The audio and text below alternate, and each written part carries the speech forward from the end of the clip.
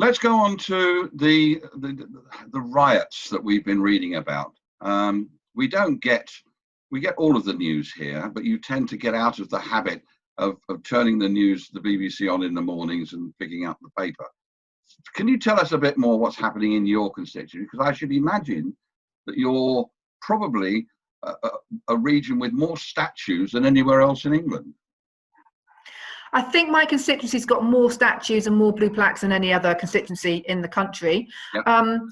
And we saw last weekend that Westminster in particularly, but not just in Westminster, but in Bristol and in other places, Manchester, huge protests, huge demonstrations about Black Lives Matters, which was triggered by the killing of George Floyd in the US.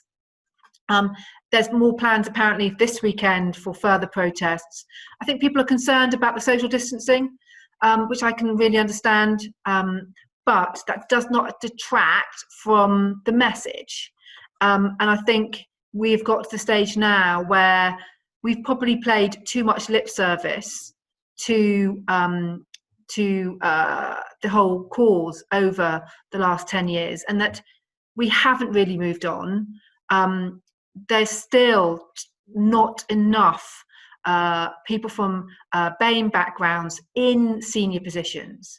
I think when I was at Westminster Council, when I led Westminster Council, I was very conscious of that. And the chief executive and I started a programme where we looked at not just the gender pay gap, but the BAME or the ethnic minority pay gap.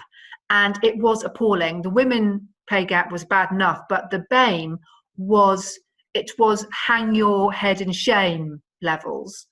And there were very, very few officers of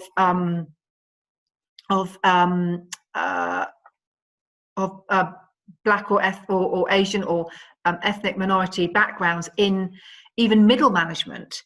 And so we said, and I spoke to the Black staff or the BAME staff group and said, no, enough is enough. We've got to change this, but it doesn't change overnight. No. And so we put in systems so that we could start to change that. But I think it's about mindset. I think it's about, I always say actions speak louder than words. Yeah. And I think our country has always been multicultural, but there's certainly a disconnect between the ability for people from BAME backgrounds to get to into positions of seniority, and we've got to change that. But it starts with government. It starts with us doing our own work, making sure that we've got our own policies in place, that we've got our own programs in place, and that we encourage businesses to do that as well. We've started it with women, and I think we've seen great strides, particularly my generation, the generation below me. For example, in Parliament, we've got more women MPs than ever before. That's a good thing.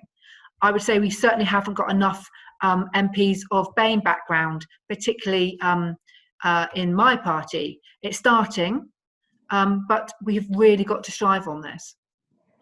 Yes, indeed, and I think it's not just there; it's universal, and there's always going to be those issues, and here in the Middle East as well. I mean, we've still got those issues of us and them, and that's going to take a long time.